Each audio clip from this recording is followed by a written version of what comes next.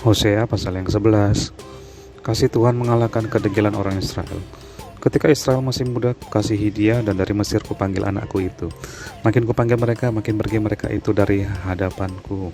Mereka mempersembahkan korban kepada para Baal dan membakar korban kepada patung-patung, padahal akulah yang mengajar Efraim berjalan dan mengangkat mereka di tanganku. Tetapi mereka tidak mau insaf bahwa aku menyembuhkan mereka. Aku menarik mereka dengan tali kesetiaan, dengan ikatan kasih. Bagi mereka aku seperti orang yang mengangkat dari tulang rahang mereka. Aku membungkuk kepada mereka untuk memberi mereka makan. Mereka harus kembali ke tanah Mesir, dan Asyur akan menjadi raja mereka, sebab mereka menolak untuk bertobat. Pedang akan mengamuk di kota-kota mereka, akan memusnahkan palang-palang pintu mereka, dan akan memakan mereka di benteng-benteng mereka. Umatku betah dalam membelakangi aku. Mereka memanggil kepada Baal dan berhenti meninggikan namaku. Masakan aku membiarkan engkau, hai Efraim, menyerahkan engkau, hai Israel? Masakan aku membiarkan engkau seperti Atma, membuat engkau seperti Zeboim?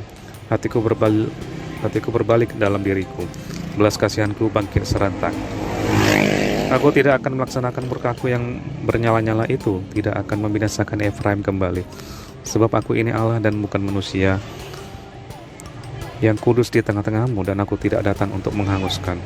Mereka akan mengikuti Tuhan, ia akan mengaum seperti singa, sungguh ia akan mengaum.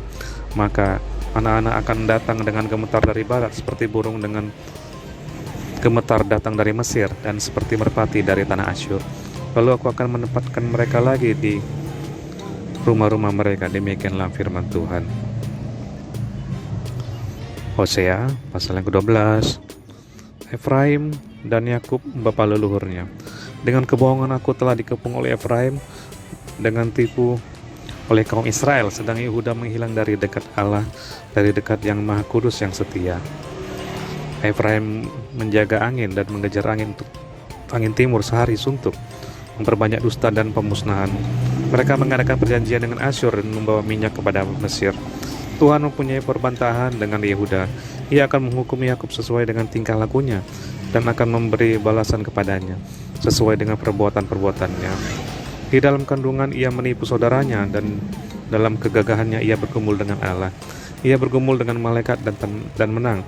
Ia menangis dan memohon belas kasihan kepadanya. Di Betel ia bertemu dengan dia, dan di sanalah dia berfirman kepadanya, yakni Tuhan Allah semesta alam, Tuhan namanya. Engkau ini harus berbalik kepada Allahmu. Peliharalah kasih setia dan hukum, dan nantikanlah Allahmu senantiasa. Sama seperti Kanaan dengan neraca palsu di tangannya, dan suka memeras. Berkatalah Efraim, bukankah aku telah menjadi kaya, telah mendapat harta benda bagiku? Tetapi segala hasil jeripayaku tidak mendatangkan kesalahan yang merupakan dosa bagiku. Tetapi aku adalah Tuhan Allahmu sejak di tanah Mesir. Aku masih mau membuat engkau diam kembali di kemah-kemah seperti di hari-hari pertemuan raya. Aku berbicara kepada para nabi dan banyak kali memberi penglihatan dan memberi perumpamaan dengan perantaran para nabi. Bila di Gilead ada kejahatan, maka mereka menjadi kesia-siaan belaka. Di Gilgal mereka mempersembahkan lembu-lembu jantan, maka mesbah-mesbah mereka juga menjadi seperti timbunan batu di alur-alur ladang. Yakub melarikan diri ke tanah Aram, dan Israel memperhambakan diri untuk mendapat istri. Ya, untuk mendapat istri ia menjadi gembala. Israel dituntun oleh Tuhan keluar dari Mesir dengan perantaran seorang nabi. Ya, ia dijaga oleh seorang nabi. Efraim telah menimbulkan sakit hatinya secara pahit. Maka Tuhannya akan membiarkan hutang darahnya menimpa dia, dan akan membalas celanya kepadanya.